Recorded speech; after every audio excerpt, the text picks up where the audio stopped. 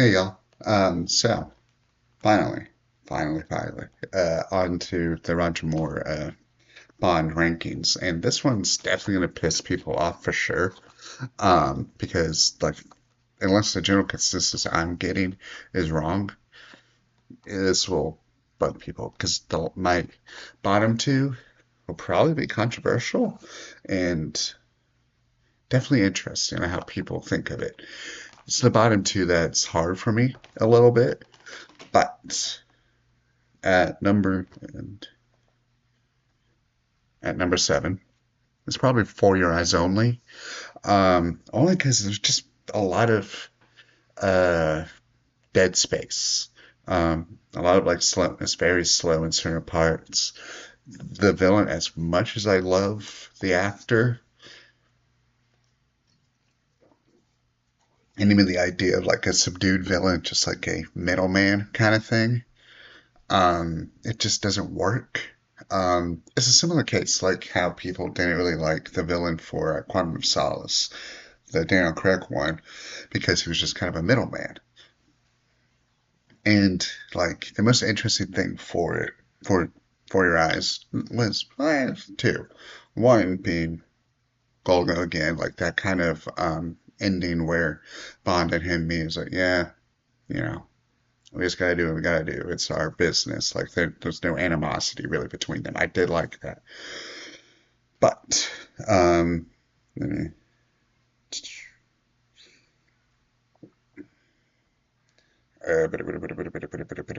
sorry.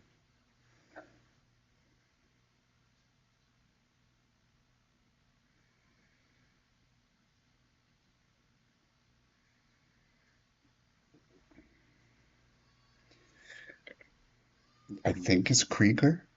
Kriegler? I may be wrong about that one. Who is it? Not Luigi. Apatos? It's too many. I don't. His the other Greek guy who helps him, who helps Bond at the end. I do like him. That actor, I wanted more out of him. He had a certain charisma that I did like from him, but there just wasn't enough there. And I'm not the one who brought this up, but like, I don't want to take credit for this, but like, the other main Bond reviewer, Calvin Dyson, did bring up a point with the movie, and I can see it looking back, being that it's a lot about revenge and stuff, because the movie does open with Bond killing Blofeld in a very odd way. That was an odd ending to him. That comedy bit didn't work. That was odd. But then there was no, wait, is this one? Yeah, where the other girl keeps wanting revenge, like the main Bond girl wants revenge for her father's death. So they don't really go much with that. And then the Greek guy wants revenge against Christokos for a past thing, and he does achieve it. So like, there's this idea of revenge, and I feel like if they like the For Your Eyes Only book, or like short story was book, and delved into that, that would be the main thing, would be that revenge. Um, the other interesting thing is I feel like the show Archer took inspiration from the Ice Skater girl wanting to be with Bond and Bond saying no, because it was an early season of Archer where a similar thing was the issue, and of course Archer did sleep with her, but similar thing. Anyway, at number seven is For Your Eyes Only. Sorry, I lost my voice.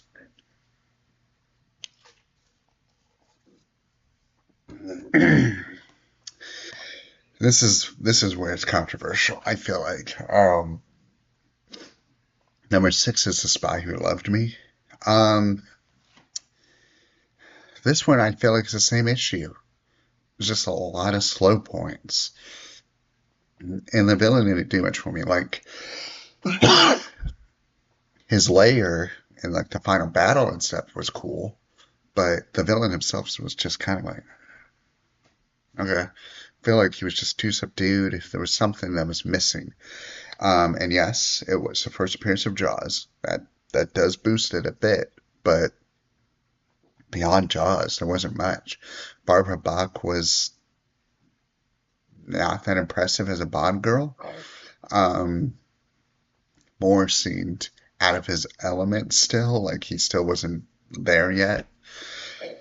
Um, like the plan was cool, somewhat. Like the plan was fine. It's just another Blofeld-esque plan of just getting the two powerhouses to go against each other, for Russia and US, and for him to just flood things. I wish that there was an underwater battle. No, not underwater battle. God, no, not in a Thunderball battle, but like you saw the underwater city that he wanted to build. That's what I wanted. And it's just I don't know, it's just something there that wasn't clicking for me. There were some good bits, sure, good set pieces, but they're bogged down by just monotony.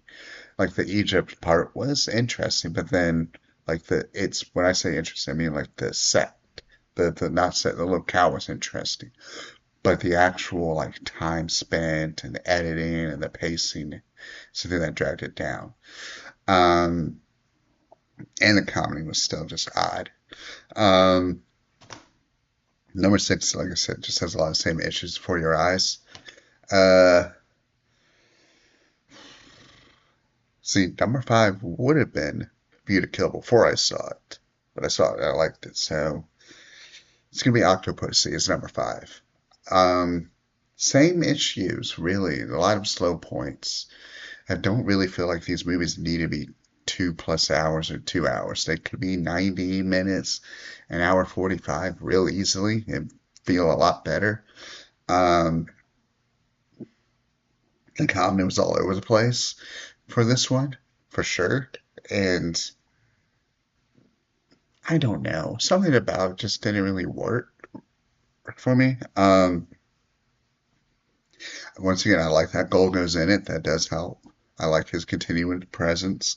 I feel like the other general should have been the final villain instead of just what was his name? Khan. Because like Khan was not really that interesting. His death was kind of too. Like I like the general's death more because like I like the idea of like Bond when killed him is he just gets killed by the Russians. Which I think I may be wrong. We'll see. I think that's the case with Living Daylights or one of the Dalton movies for sure. When it's just someone else who takes care of him. I like that better than just him just crashing. Um, Now, everyone played up for the longest time. I've always heard Octopus is like, oh, it's the one where Bond dresses up as a clown. He does, very briefly. I kind of wish they went more into that, like where he had to infiltrate the circus and pretend and stuff. That would have been really fun. That'd have been interesting. The Octopussy part doesn't make sense to me. Like, in the short story, and I talk about this in my review of the book and movie, but in a short story, it's based off of Octopus is just a nickname the guy gives to an octopus. Sure, not his daughter. It feels weird with his daughter. And they do mention like so the movie does take a little bit from the book, and she describes how Bond met this guy. The guy kills himself with scorpion fish. Like that part's there, but the daughter isn't. And just having it be like, oh, my little octopusy to his daughter is odd to me. And then the fact that she just runs with it, that's the name of the circus and stuff, I was just like, yeah, that's cool, whatever. And it's weird. Um,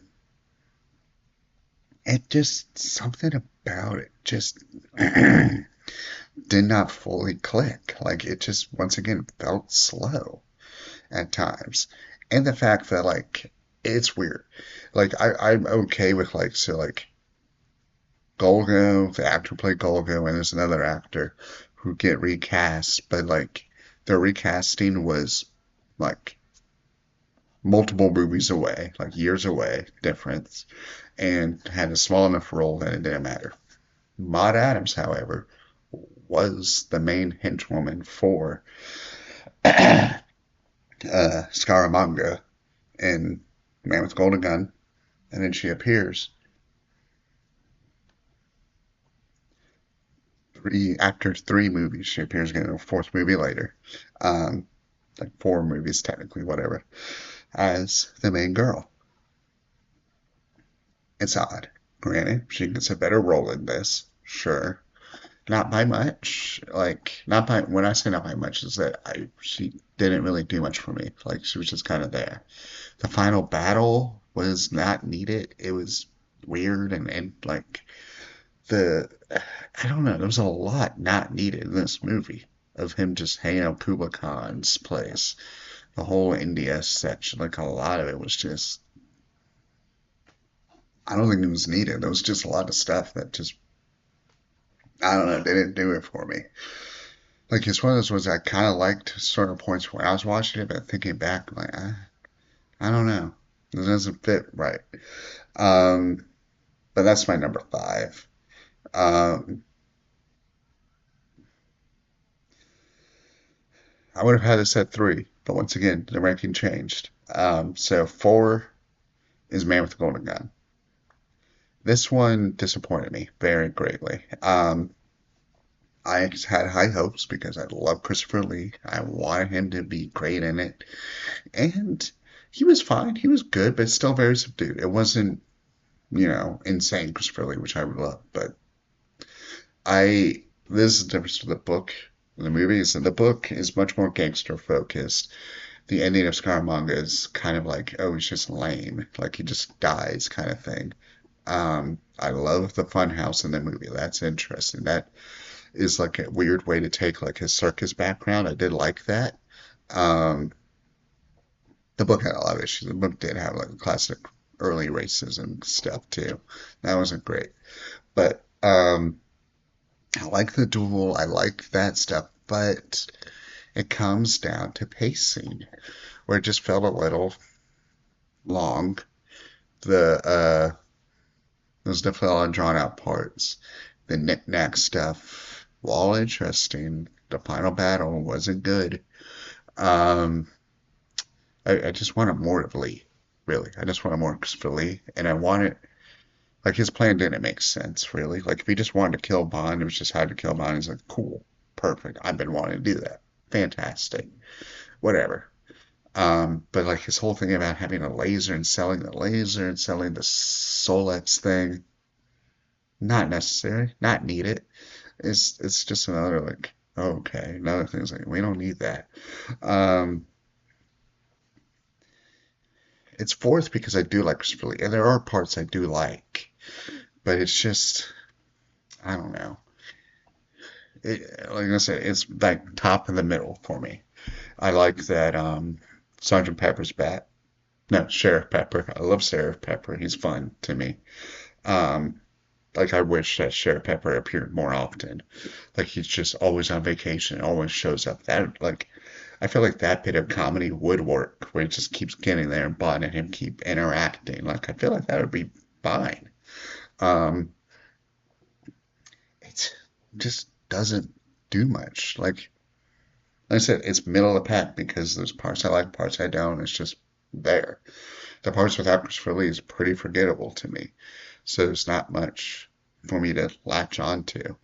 I will say that yes, like everyone else has agreed, even Moore himself, he did not like that movie because he had to be rougher than he wanted to be. It, understandable. He doesn't really fit that vibe. Roger Moore's always felt more at home with the comedy than anything else, than like the actual Bond stuff. Um, we do get a lot of good Q moments. That is something I will say with the Moore movies is that there's a lot of good Q stuff, especially with Golden Gun. Like his interactions with M and stuff, a lot is fun. Um, yeah, number four is Mary Golden Gun. Number three, see that's tough. But I would say number three is View to Kill. Um, and you just saw my last video. You know why I put it there. It was mainly Christopher Walken. The pacing was better. Um, Christopher Walken killed it. He always does. Um, overall, the pacing was better despite it being over 2 hours. It didn't necessarily feel that way. It felt pretty goodly paced. I will say the lack of real uh, gadgets was odd. I noticed that near the end, went, oh man, there's no gadgets really. Um, uh, Golga once again appearing, keeping that character up. I do once again always like. The investigating aspect I like like him actually trying to do like investigating, because that's a part of spy work, not just hiding out and like trying to figure out stuff. Um, is he showing his age? Yes. Did Connery show his age at the same time with Never Say Never Again? Absolutely. Um, because yes, both movies were released the same year. Um, it's I just liked it. I had fun with it. Like once again, if Christopher Walken wasn't the main villain, and it was someone else playing him, it'd probably be lower. It may be fourth, and Golden Gun maybe third. Who knows? But I feel like it kind of fit as like a 85, well, 80s Bond, like mid 80s Bond movies. This makes sense to me. Um, even the little lines that Mayday and was it Mayday? Yeah, Mayday and Max had, where it was like, oh, what a beautiful view to kill. Like I like that they had fun with saying the title. That's always funny.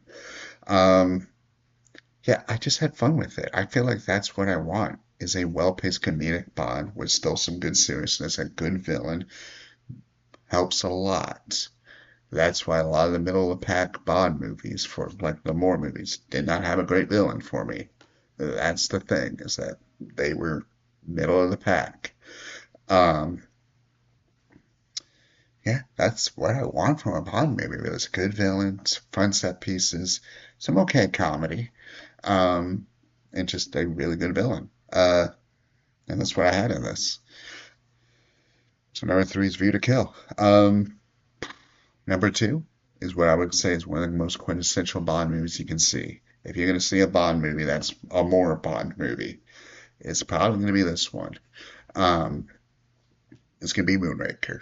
Moonraker fits that bill. Being in space, the space station battle, Jaws is in it, a ridiculous plan. There's some comedy. There's some Bond being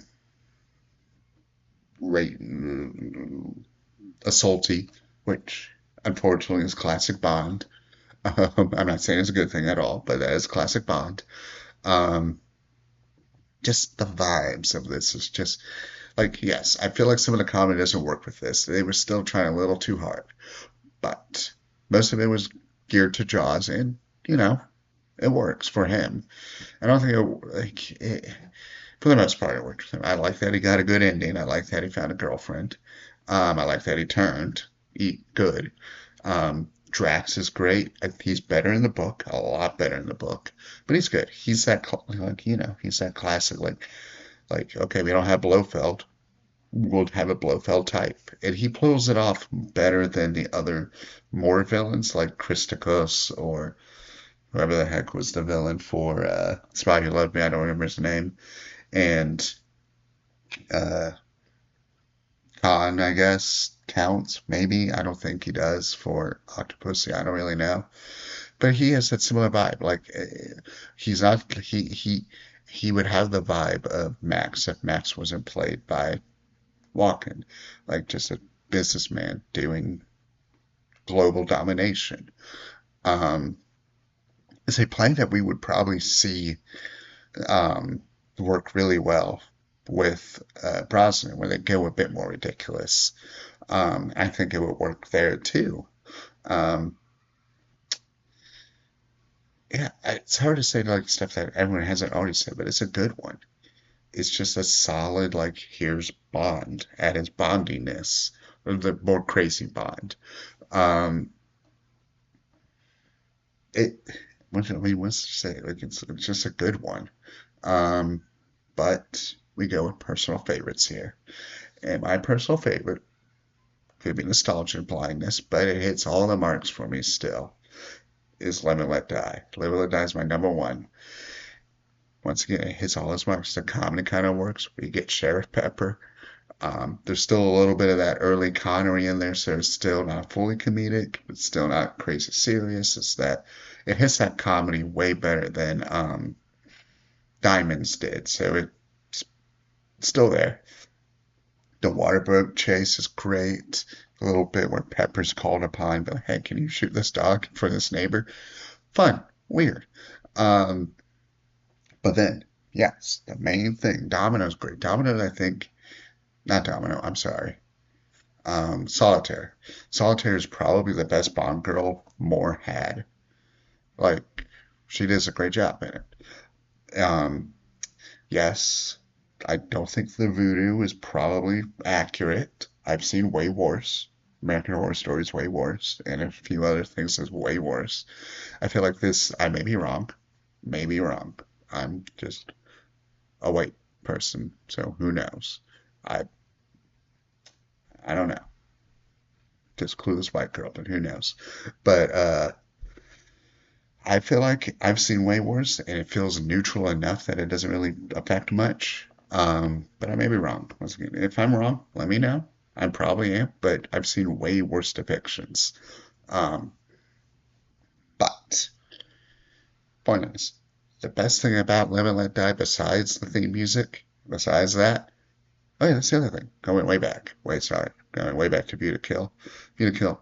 Great, great theme music. But anyway, Live and Let Die, one of the most recognizable theme songs ever for Bond. Probably the most. Um, being, of course, Paul McCartney and Wings. But the villains. Every one of the villains hits. Whisper. Memorable. Not as much, but like people know him. Uh, Claw Guy. Memorable. Has a great fight. Always memorable. Even the main villain himself, Dr. Kananga. Great. Memorable. His death. Silly. Perfect. Love it. And then the best villain for more ever. Like even Connery has no villain standing up to him. Is Baron Samedi. Like that guy is fantastic. That ending, fantastic. Like everything about this movie hits. And the fact that he has his best movie, pretty much, or in my opinion, Moore's best movie is his first movie, is a little rough for him. That like it hits that hard. And it's a similar issue I had with Connery, where like his one of his best movies is his second movie, so it's hard to hit like those notes once it keeps getting diminishing returns. But yeah, no, Live and Let Die hits completely like out of the water for me, no matter what. Like I don't really think there's a bad part, except for like, right, the tricky, not 100% accurate voodoo depictions, and the fact that it's like, yeah, he suffers solitaire, she loses her powers. Granted, that may not be true. That may just be like him believing that she just runs with it, or she just thinks because she's just told that. Who knows? Either way, movie great. Love it. I'm fine. I'm glad I'm finally done with more because that middle zone was rough. Um, and if You to Kill was kind of slow too, I would have been like, okay, yeah. More is unfortunately probably going to be my least favorite Bond. Maybe I'll have to reevaluate a couple that I reevaluate one Bond who may be below, but we'll get to that for sure. But in total, probably more has. I don't know. He's definitely not book Bond at all. But quick recap before I end it. Uh, number 7 was For Your Eyes Only. Number 6, Spy Who Loved Me. Number 5, Octopussy. Number 4, Man with the Golden Gun. Number 3, View to Kill. Number 2, Moonraker. And number 1, Live and Let Die. I promise you the ranking for Dalton would be a lot easier with only 2. Actually, it may be very hard for me. Who knows? It'd be a lot shorter of a video. Uh, anyway, that's all I got. Oh, by the way, real quick, The the ranking for Lazenby was just one and done. Lazenby, perfect, like one movie, great. It's his best and his worst. I may have already mentioned that in another video. I don't remember, but either way, see.